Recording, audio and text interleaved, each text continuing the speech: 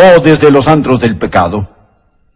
De hecho, yo creo que Él prefiere que usted tenga algún tipo de religión, pero no una verdadera y genuina salvación. También creo que la maldición de este siglo es que tenemos muchas iglesias llenas con paganos bautizados. Iglesias llenas de gente vacía.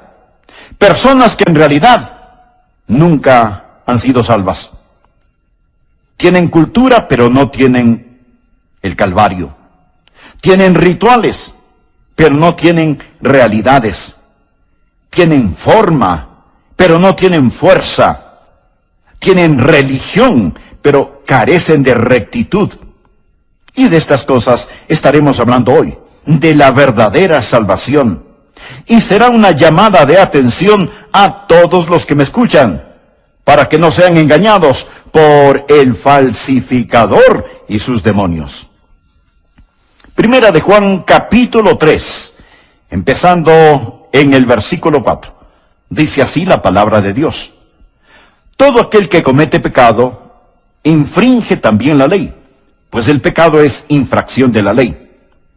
Y sabéis que Él, o sea Jesús, apareció para quitar nuestros pecados, y no hay pecado en Él, o sea, en Jesús. Todo aquel que permanece en Él no peca. Todo aquel que peca no le ha visto, ni le ha conocido. Hijitos, nadie os engañe. Subraye eso, por favor. Nadie os engañe. El que hace justicia es justo, como Él, Jesús, es justo. El que practica el pecado es del diablo, porque el diablo peca desde el principio. Para esto apareció el Hijo de Dios, para deshacer las obras del diablo. Todo aquel que es nacido de Dios no practica el pecado, porque la simiente de Dios permanece en él y no puede pecar, porque es nacido de Dios. Muchas personas son engañadas porque tienen un enorme malentendido de lo que es la verdadera salvación. Así que tomaremos este pasaje de las Escrituras y lo dividiremos en 3 secciones. Veremos en primer lugar la rebelión. Primero, la rebelión que prueba nuestra pecaminosidad. Usted sabe que algunas veces vamos a las iglesias, nos sentamos, estamos bien vestidos y con una gran sonrisa en nuestro rostro. Pero Dios está mirando adentro en nuestro corazón, y ahí Dios lo que ve es rebelión. Primera de Juan 3:4. Todo aquel que comete pecado, infringe también la ley. Hay muchas definiciones de pecado en la Biblia. Aquí tal vez es la más clara y mejor. Todo aquel que comete pecado, infringe también la ley. Pecado es romper las leyes de Dios. En Romanos 14:23 leemos: todo lo que no proviene de fe es pecado. Esta es una buena definición de pecado. Santiago 4:17 dice: y al que sabe hacer lo bueno y no lo hace, le es pecado. Luego en Primera de Juan 5:17 se nos aclara que toda injusticia es pecado. Todas estas son definiciones de pecado, pero la más clara y concisa dice que pecado es la transgresión de la ley. En palabras más simples, bien podríamos decir, pecado es desobediencia. Verá, Dios lo hizo todo, Dios creó todo el universo, y Dios puso en ese universo leyes físicas y morales, y todo el universo trabaja de acuerdo a las leyes fijas de Dios. ¿Por qué las leyes de Dios? Porque Él quiere mantener todo en orden. Usamos mucho la frase ley y orden, porque sin ley no hay orden, y sin ley, en vez de tener un cosmos, lo que habría es un caos. Dios hizo todas las cosas, las estrellas y planetas para que se muevan en sus órbitas, las mareas en los océanos. Dios hizo su cuerpo de acuerdo a ciertos principios. Estos están incluidos en la naturaleza y en el sistema moral de las cosas. Hay leyes materiales y morales. A veces se habla de las leyes de la naturaleza. No hay tales leyes de la naturaleza. Lo que sí hay son las leyes de Dios que la naturaleza obedece. Espero que entienda esto. Usted sabe que hoy tenemos una generación de personas que hablan acerca de la Madre Tierra, pero en realidad de lo que necesitamos hablar es acerca del Padre Dios.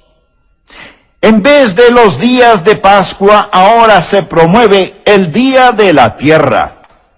Así que hay que salir y adorar al polvo. Escuche. Todo el universo trabaja de acuerdo a leyes fijas. La ley de la gravedad, por ejemplo. Si usted se lanza desde lo alto de un edificio, usted no va a romper la ley de la gravedad. Usted va a demostrarla, ¿no le parece?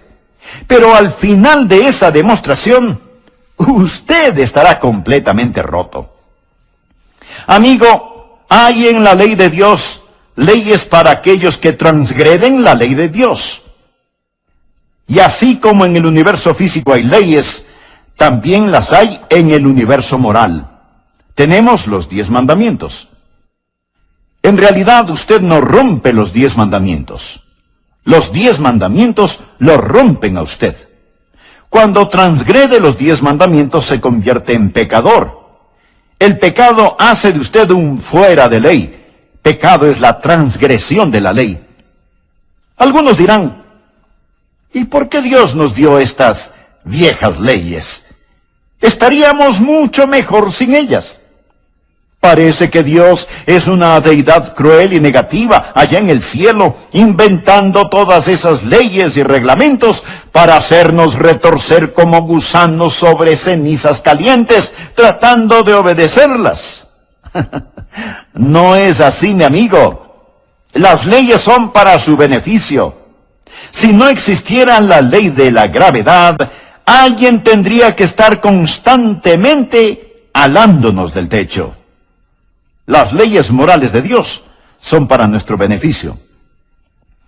Cada vez que Dios dice, no lo hagas, es para que no nos hagamos daño nosotros mismos. Cada vez que Dios dice, hazlo, es para que seamos felices. Recuerde que Dios no necesita nada. Él lo tiene todo.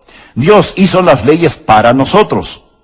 Pero el pecado es la transgresión de la ley. Y cuando pecamos, no solo que rompemos sus leyes, sino que también rompemos su corazón. Porque Dios nos ama.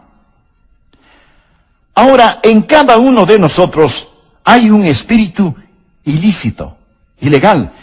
Algunas veces podemos esconderlo. Hay algunas personas que exteriormente son completamente rebeldes y que en forma abierta y desafiante cometen crímenes, violaciones, violencias. Las consideramos como personas fuera de la ley. Pero todos estamos fuera de la ley, porque la Biblia dice que el pecado es la transgresión de la ley y que todos hemos pecado. Por lo tanto, todos somos transgresores de la ley de Dios. No hay ni una sola persona en todo el mundo que pueda decir, yo nunca he quebrado los 10 mandamientos. Algunas veces somos muy presumidos y sofisticados en nuestra manera de vivir y pensamos que nuestros pecados no son tan pecados. Pero a los ojos de Dios, el pecado es pecado.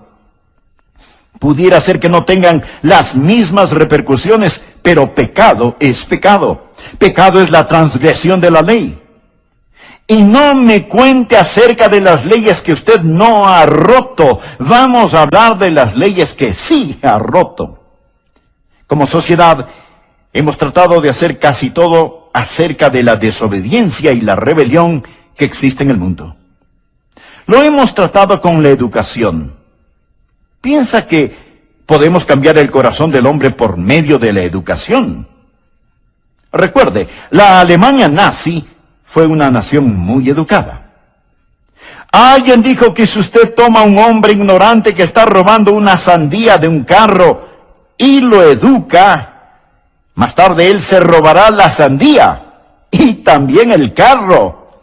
Se convertirá en un diablo astuto. La educación no es la respuesta. Hemos tratado la psicología pensando que tal vez si entrenamos o psicoanalizamos a las personas sería la solución. Pero aún estamos inundados de desobediencia y de rebelión. Hemos tratado con la legislatura, con la fuerza policial, con las prisiones. Y las prisiones se han vuelto una ciénaga de descontento y odio, donde crece más y más el virus del crimen. Y cuando los presos salen de la prisión, retornan a sus actividades criminales, porque el problema está en el corazón del hombre. Y aunque usted pueda someter a un hombre exteriormente, él seguirá siendo un rebelde en su corazón. Una madre tenía un hijo que no le obedecía. Así que para disciplinarlo, le dijo que se metiera en el armario o closet por un rato. Llorando y protestando, él se metió en el armario del cuarto de su mamá. Después de varios minutos, todo estuvo en silencio y la mamá se preocupó. Así que fue hasta su cuarto, se acercó al armario y preguntó, Juanito, ¿qué estás haciendo? Y Juanito le contestó, estoy escupiendo en tus zapatos, en tu ropa, en tus sombreros, y seguiré escupiendo en todo lo que es tuyo. Desobediencia, rebeldía en el corazón. Tal parece que lo que necesitamos hacer es quitar a la policía de las calles y ponerla en el corazón.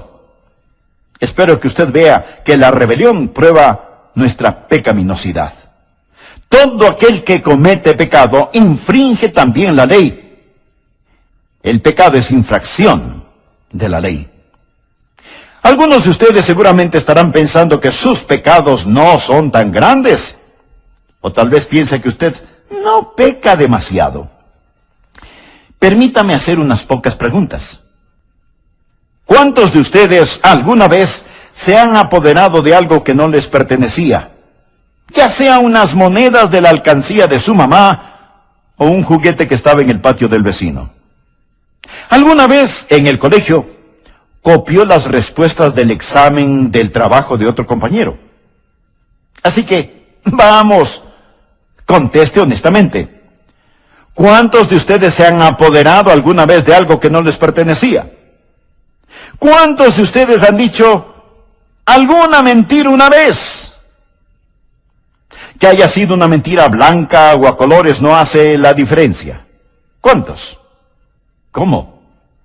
Ninguno. Vaya, tengo una audiencia de ladronzuelos y mentirosos.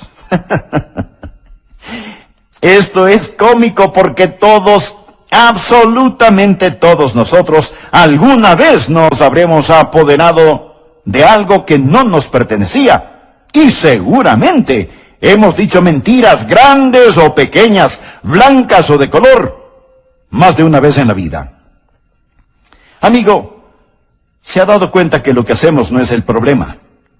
El problema radica en lo que somos. Un hombre no es mentiroso porque miente, miente porque es mentiroso. Un hombre no es ladrón porque roba, roba porque es ladrón. El problema está en el corazón humano porque, como lo dijo el profeta Jeremías, engañoso es el corazón más que todas las cosas y perverso. El pecado es la transgresión de la ley de Dios y nuestras rebeliones prueban nuestra pecaminosidad. Segundo, deseo que vea la justicia que proclama nuestra condición de hijos de Dios. En 1 de Juan 3:2 leemos, amados, ahora somos hijos de Dios y aún no se ha manifestado lo que hemos de ser. Ahora miremos a la justicia que proclama nuestra condición de hijos. Y sabéis que Él apareció para quitar nuestros pecados, y no hay pecado en Él. Todo aquel que permanece en Él no peca. Ahora, si estamos en Cristo, somos salvos. Y la Biblia dice que no vamos a pecar. Tenemos a muchas personas que dicen que son salvas, que van rumbo al cielo, pero no se ve ningún cambio en la manera en que viven, ni uno solo. Esa es la razón por la que yo los llamo paganos bautizados. No hay cambio. Escúcheme. La Biblia dice, de modo que si alguno está en Cristo, nueva criatura es, las cosas viejas pasaron, he aquí todas son hechas nuevas. Amigo, si su religión no le ha cambiado la vida, es mejor que cambie de religión. En nuestros días tenemos toda clase de fáciles creencias. La gente pregunta, ¿cree usted en Jesús? Sí. ¿Cree que Él murió por sus pecados? Claro que sí. Entonces usted es salvo. No, no lo es. Recuerde que el diablo también cree y tiembla. Usted es salvo cuando se arrodilla delante de Jesucristo, cuando hace de Jesucristo el Señor de su vida. Sí, ese es un acto de fe, ese es un cambio. Y si su religión no cambia su vida, no tiene nada de lo que la Biblia habla. Quiero dejar muy en claro lo siguiente. Usted no se salva reformando su vida.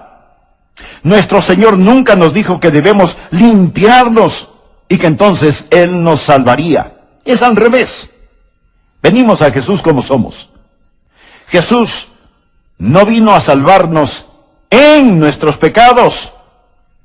Jesús vino a salvarnos de nuestros pecados. Veamos nuevamente 1 de Juan, capítulo 3, versículos 5 y 6. Y sabéis que Él apareció para quitar nuestros pecados, y no hay pecado en Él. Todo aquel que permanece en Él no peca.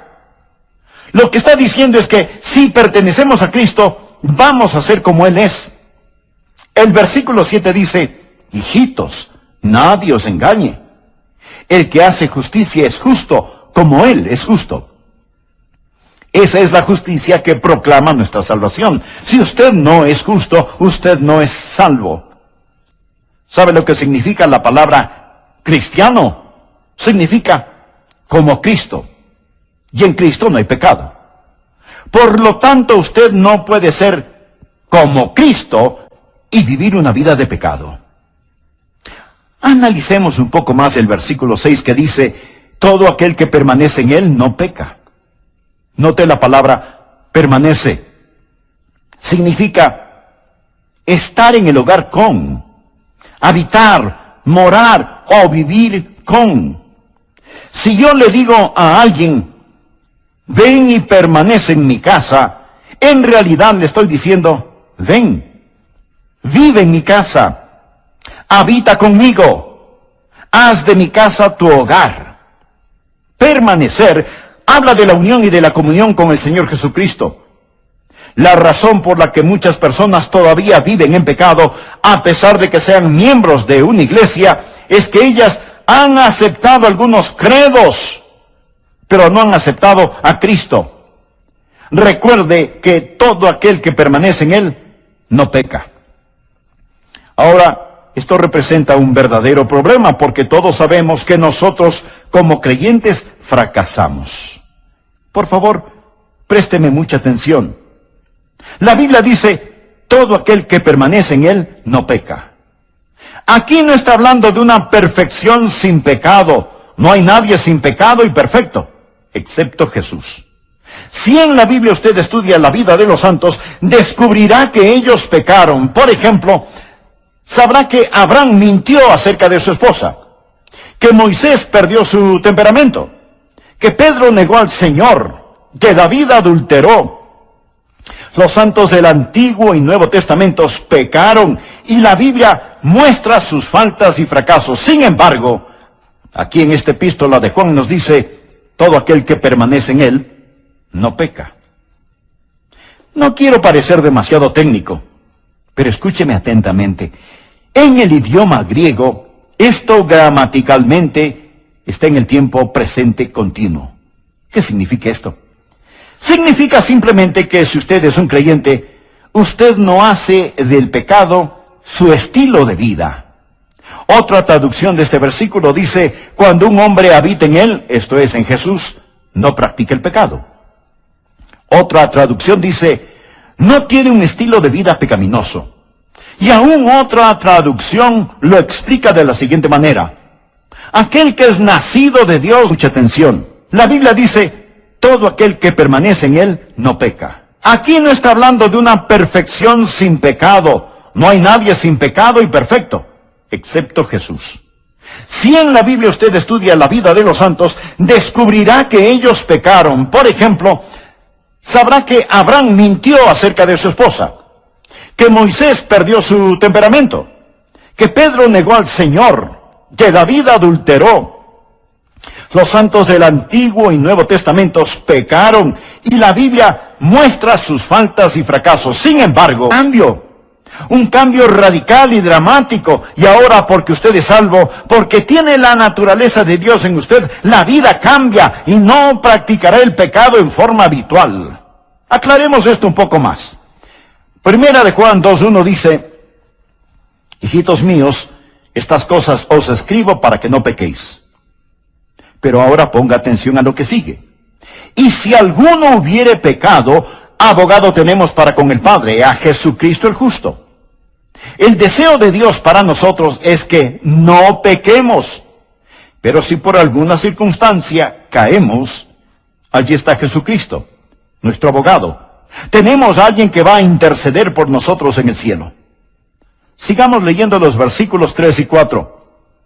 Y en esto sabemos que nosotros le conocemos, si guardamos sus mandamientos. El que dice, yo le conozco, y no guarda sus mandamientos, el tal es mentiroso, y la verdad no está en él. Da la impresión de que Juan hubiera estado en una reunión de testimonios, y escuchó a alguien decir, yo conozco a Jesús. Y Juan tuvo que decirle, mentiroso.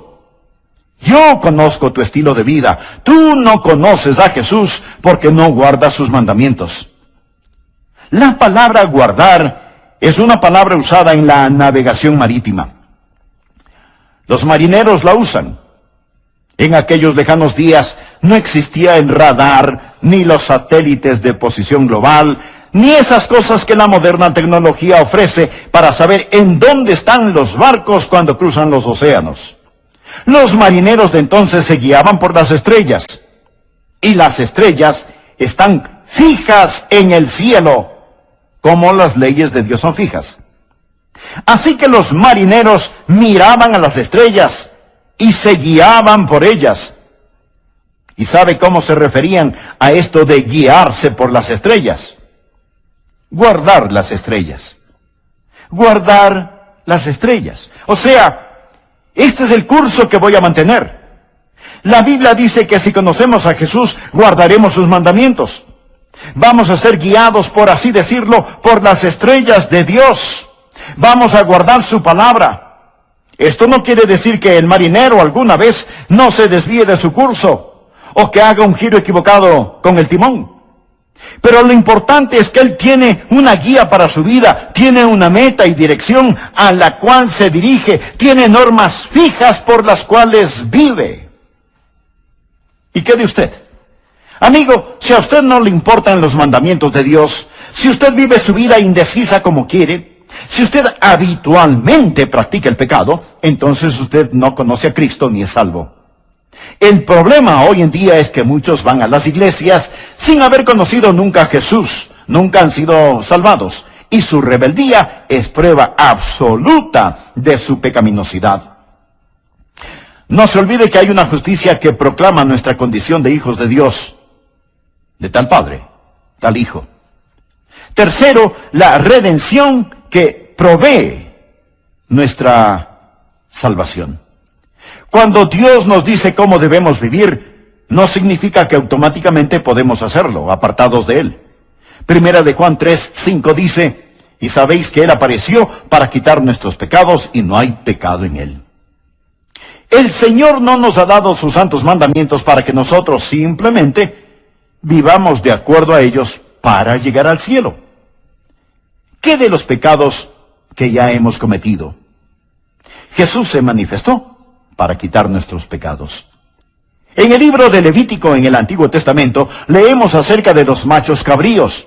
El sumo sacerdote tomaría 2 machos cabríos que nos representan y pondría su mano sobre la cabeza de uno de ellos, confesando los pecados del pueblo, o sea, poniendo los pecados del pueblo sobre la cabeza del macho cabrío.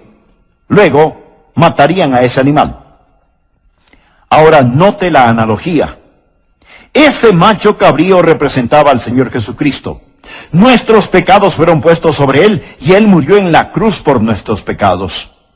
Después tomaban al otro macho cabrío y lo llevaban al desierto. Allí lo soltaban para que no regrese nunca más. Y esto representa a Jesús, llevando nuestros pecados hasta la tumba del olvido de Dios para no ser traídos nunca más contra nosotros. ¿Cuál es la redención que provee nuestra salvación? Primero, somos redimidos de la pena del pecado. Jesús fue manifestado para quitar nuestros pecados. Cuando Juan el Bautista lo vio, dijo: «He aquí el Cordero de Dios que quita el pecado del mundo». Pero no solo nos ha redimido de la pena de nuestro pecado, sino que nos ha redimido del poder de Satanás. El mismo apóstol Juan nos dice: «Hijitos, nadie os engañe, el que hace justicia es justo, como él es justo. El que practica el pecado es del diablo, porque el diablo peca desde el principio. Para esto apareció el Hijo de Dios, para deshacer las obras del diablo». Entonces, Jesús vino primero para quitar nuestros pecados y segundo, para destruir el poder del diablo. Ahora somos redimidos de la pena de nuestro pecado y redimidos del poder de Satanás. Esa es la razón por la cual Juan dice que si usted sigue viviendo como un diablo, es porque usted pertenece al diablo. A veces criticamos el libertinaje de Hollywood, a los comerciantes de licores, a los vendedores de drogas, etc. Nos disgusta todo lo que ellos hacen. Decimos que están pecando. Por supuesto que están pecando, son pecadores. ¿Qué es lo que se supone que deben hacer los pecadores? Pues, pecar. ¿Qué otra cosa podrían hacer? Son pecadores. El que comete pecado es del diablo. Y ese es el problema en muchas iglesias. No enseñamos a la gente cómo ser salvos. Simplemente los llevamos a la iglesia. Y la iglesia, en vez de ser un redil, se convierte en un zoológico. Y el pastor trata de que no se maten los unos a los otros. La Biblia dice: el que practica el pecado es del diablo, porque el diablo peca desde el principio. Para esto apareció el Hijo de Dios, para deshacer las obras del diablo. La palabra deshacer en el griego no significa aniquilar. Significa hacer inefectivo, hacer inútil. Por ejemplo, en la cruz, Jesús arruinó el reino de Satanás. Lo hizo inútil, inefectivo. Satanás ya no tiene autoridad ni poder sobre usted. Antes de que usted fuera salvo, era esclavo de Satanás. No era más que un sucio juguete en las manos de Satanás. Alguien podrá decir: «No, yo era libre». Claro, usted creía que era libre. Libre para hacer lo que le diera la gana, pero no era libre para hacer lo que debería haber hecho, porque era esclavo de Satanás. Jesús vino a darle libertad. Jesús vino a terminar con el destruidor. Jesús me ha redimido de la pena de mi pecado. Jesús me ha redimido del poder de Satanás. Jesús me ha redimido de mi propio ego. Jesús no solo murió por mis pecados, sino que murió por mí, por lo que yo soy.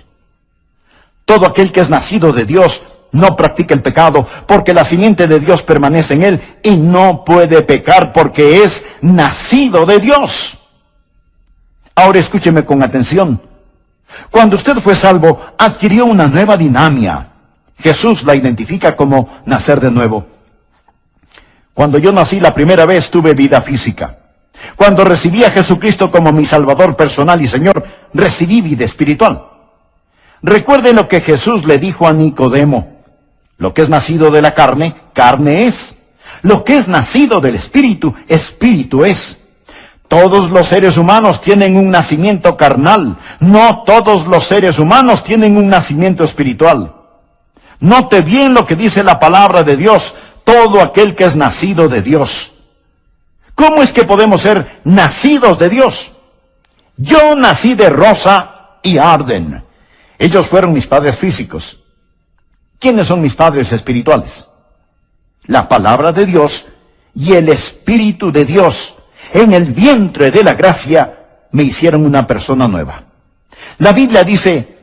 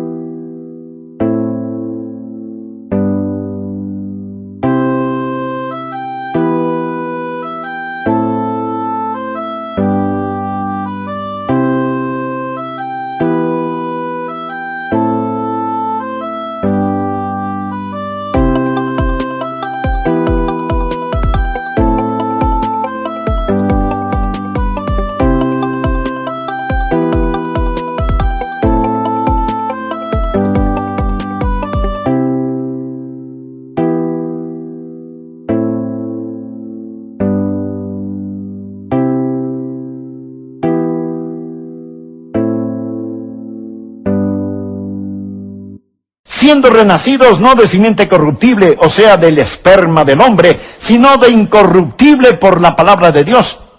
Así, la Biblia es mi Padre espiritual. Y usted no puede separar el Dios de esa palabra de la palabra de ese Dios. Ahí nací. Y también del Espíritu que reanima y da vida. Lo que es nacido del Espíritu, Espíritu es.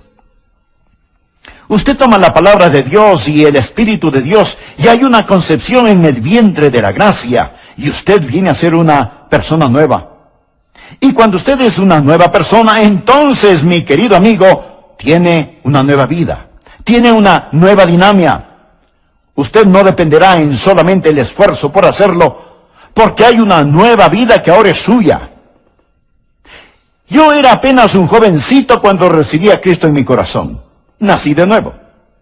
Tuve una nueva dinámica, y porque tuve ese nuevo nacimiento y dinámica, tuve nuevos deseos.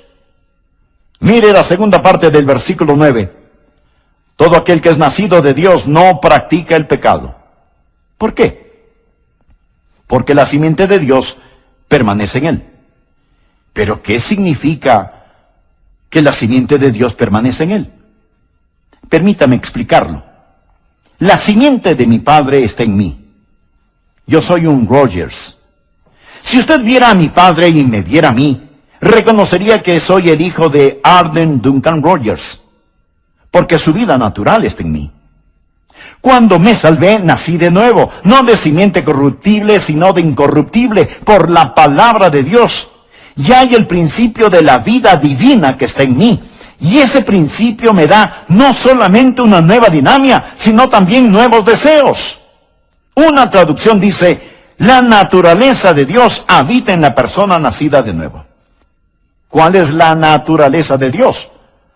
La naturaleza de Dios es la santidad. Por eso es que en el versículo 7 leemos: hijitos, nadie os engañe, el que hace justicia es justo como Él es justo. Si Jesucristo está en usted por medio del nuevo nacimiento, no solo que usted tendrá una nueva dinámica, sino que tendrá nuevos deseos. Yo creo en la seguridad eterna.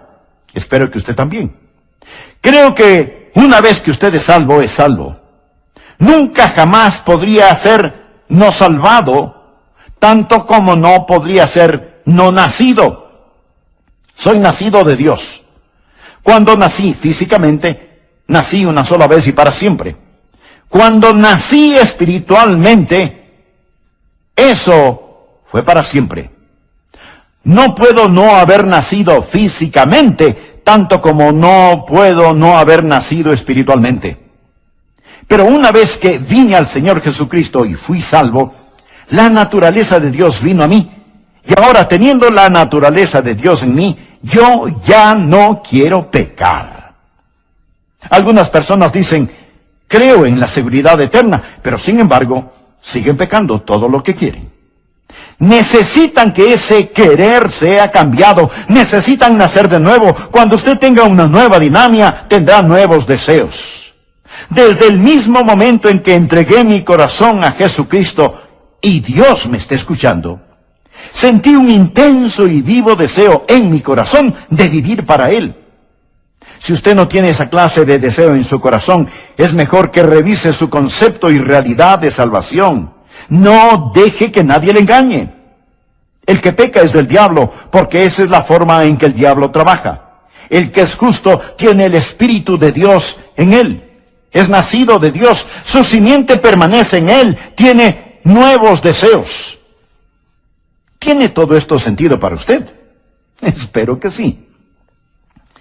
Llegamos al punto final.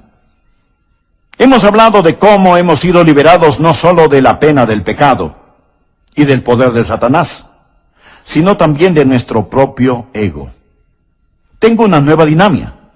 La vida de Dios está en mí.